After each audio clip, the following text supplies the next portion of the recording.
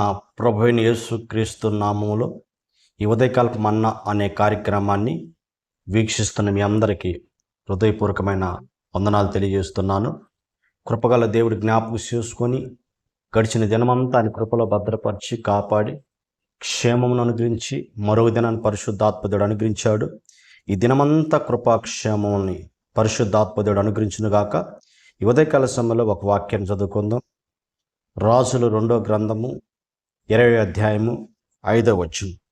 నీవు కన్నీళ్లు విడుచుట చూసితిని, నీ ప్రార్థన నేను అంగీకరించి ఉన్నాను. దేవునికి స్తోత్రం కలుగునుగాక.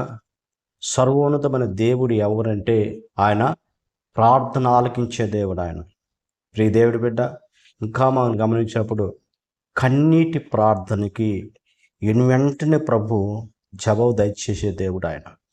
ఈ ఉదయకాల సమయంలో ఎటువంటి కన్నీటితో నువ్వు ఉన్నావో, ఎటువంటి వేదనకర పరిస్థితుల జీవితంలో కొనసాగుతుందో, ప్రియ దేవుడి బిడ్డ, నా ప్రభు అంటున్నాడు, ఆయన నీ ప్రార్థన ఆలకిస్తున్నాడు. ఆయన నీ కన్నీటికి జవాబు దయచేయబోతున్నాడు. ఆయన ఈ సమయంలో మనం గమనించినప్పుడు హిజ్కియా రాజు మరణకరమైన రోగముతో బాధపడుతున్నాడు.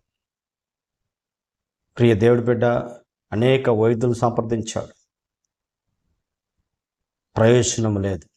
ప్రియదేవుడు, అదే సమయంలో దైవశుడు వచ్చి అంటున్నాడు, ఇదిగో నీ ఇల్లు చక్కబెట్టుకో, నీవు బ్రతకవు అంటున్నాడు. ప్రియదేవుడి బిడ్డ, ఒక పక్క రోగము, మరొక పక్క దైవశుడు అంటున్నాడు, నీ ఇల్లు చక్కబెట్టుకో, నువ్వు బ్రతకవు అని చెప్పేసి, చూడండి ఆ వార్త వెంటనే ఇంకా హిజ్కియాకు చాలా భయంకరమైన వేదన, బాధ కలిగింది. ప్రియదేవుడి బిడ్డ, మరి మన ప్రభు ఎవరు అంటే మరి ఆయన కన్నీటికి జవాబు దయచేసే దేవుడు. దైవజనుని పంపించిన దేవుడే హిజ్కియాని, ఇదిగో అతని ఇల్లు చక్కబెట్టుకోమను, అతనికి బ్రతకుడు అని చెప్పాడు. ప్రియదేవుడు, అలాంటి పరిస్థితుల్లో కూడా దేవుని అతని యొక్క కన్నీటి ప్రార్థన, అతని దేవుడి సలు మొరపెట్టిన మొర ప్రభువే మరలా ఆలకించాడు. ప్రియదేవుడి బిడ్డ, మనం గమనించాలి. చూడండి, అతను చేస్తున్న ప్రార్థన, కన్నీటి ప్రార్థన ఎలాంటిది అంటే, ప్రభువా నీ సన్నిలో ఎంత యథార్థంగా నేనున్నాను, ఒకసారి జ్ఞాపకం చేసుకో అని ప్రభు సన్నిలో ప్రార్థన చేస్తున్నాడు. ప్రియ దేవుడి బిడ్డ, హిజ్కియా యొక్క ప్రార్థనకి దేవుడు జవాబు రావడానికి కారణము, అతను యథార్థవంతుడు, ప్రభు సన్నిలో యథార్థంగా జీవించాడు. కనుక ప్రియ దేవుడి బిడ్డ, నీ జీవితంలో యథార్థమైన జీవితం నీలో ఉన్నప్పుడు ప్రభువు స్వస్థపరిచే దేవుడు ఆయన. ప్రభు అంటున్నాడు, అతని యొక్క కన్నీటి ప్రార్థన నేను చూశాను, నేను ఆలకించాను అంటున్నాడు.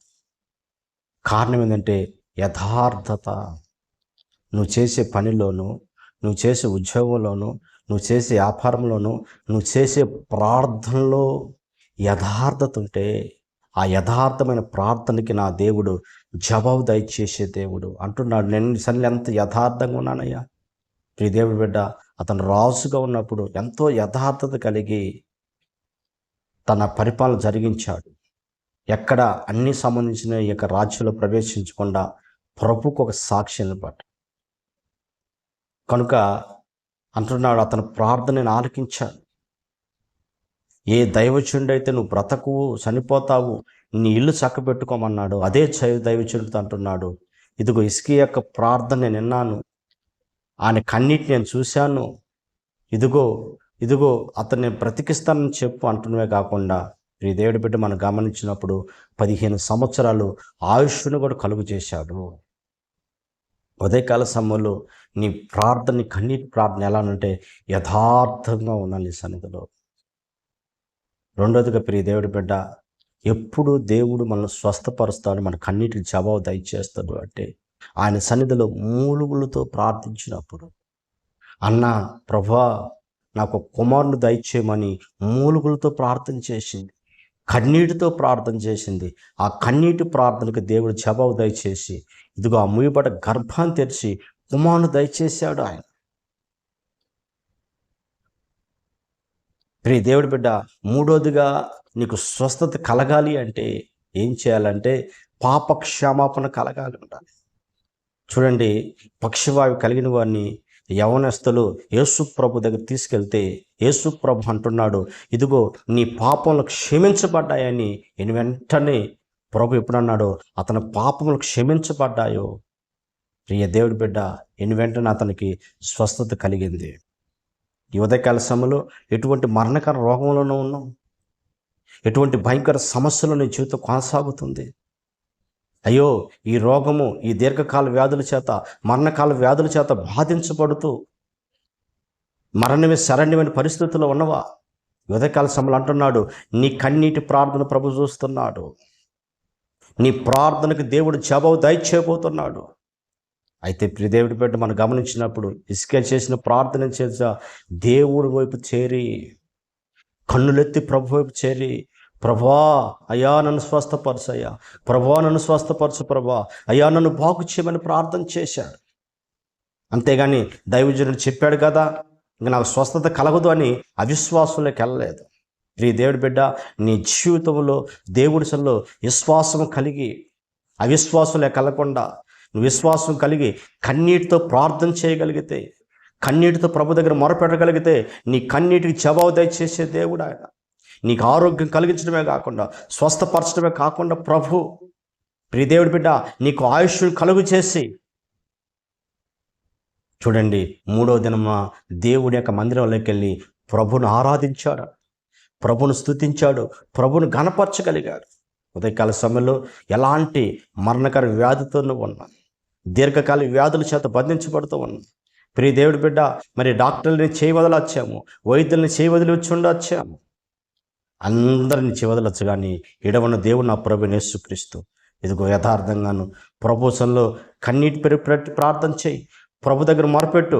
నీ కన్నీటి ప్రార్థనకి ఆయన జవాబు దయచేసే దేవుడు ఆయన. హిజ్కియా యొక్క కన్నీటి ప్రార్థనకి ఎన్ని వెంటనే ప్రభు జవాబు దయచేస్తున్నాడు, ఎన్ని వెంటనే దైవజనుడి ద్వారా ప్రభు మాట్లాడుతున్నాడు. ఇదిగో అతని ప్రార్థన నేను ఆలకించున్నాను, అతని కన్నీటి నేను చూసి ఉన్నాను, నేను బాగు చేస్తానంటున్నాను.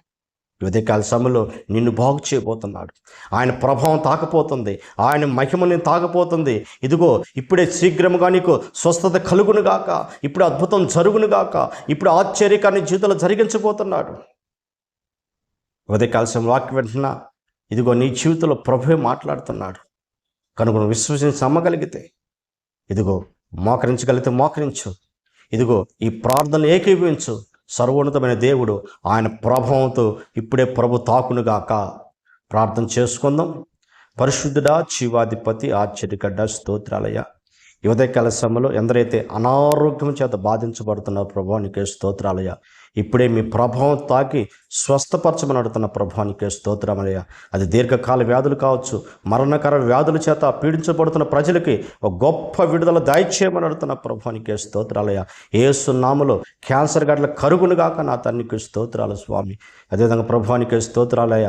లివర్ సంబంధించిన వ్యాధులు, కిడ్నీ సంబంధించిన వ్యాధులు ప్రభా, ఎలాంటి వ్యాధుల చేత పీడించబడుతున్నా ఇప్పుడే స్వస్థపరచబడును గాక నా తండ్రికి స్తోత్రాలు స్వామి. యేసయ్యా నీకే స్తోత్రాలయ్య. రకరకాల బలహీనత చేత, అపవాది తంత్రాల చేత, చీకటి శక్తుల చేత కట్టబడి రోగం తీసుకొస్తున్న ప్రతి ఆత్మ ఇప్పుడే విడుదల కలుగునుగాక ప్రభా, నీకే స్తోత్రాలు యేసయ్యా. ఇప్పుడే స్వస్థపరచండి అయ్యా. వారి కన్నీటికి జవాబు దయచేయబోనుగాక, కన్నీటి జవాబు దయచేయబోనుగాక. ఇప్పుడే నీ ప్రభావం తాకునుగాక ప్రభా, ఇప్పుడే నీ ప్రభావంతో తాకమన్నా నీకు స్తోత్రాలయ్యా. ఎందరైతే ప్రభా ఈ ప్రార్థనలు ఏకీపిస్తున్నారో ప్రభా, ఇప్పుడే వారు లేచి నడవాల ప్రభా, నీకే స్తోత్రాలయ్యా. ఎవరైతే మంచంలో ఉన్నారో ఇప్పుడు నీ ప్రభావం తాకి ఇప్పుడు లేపి నడిపించమని అడుగుతున్న ప్రభా, నీకే స్తోత్రాలు స్వామి. యేసయ్యా ఇదిగో నీ కృప చేయండి. ఎయిడ్స్ వ్యాధుల చేత, రకరకాల బలహీనత చేత నా తండ్రి పీడించబడుతున్న ప్రతి ఒక్కరిని ఇప్పుడే ముట్టి స్వస్థపరిచి ప్రతి రిపోర్ట్ నార్మల్ దయచేసి నీ నామాన్ని ఘనపరచుకోమని యేసు నామములో అడుగుతున్న పరమ తండ్రి, ఆమేన్.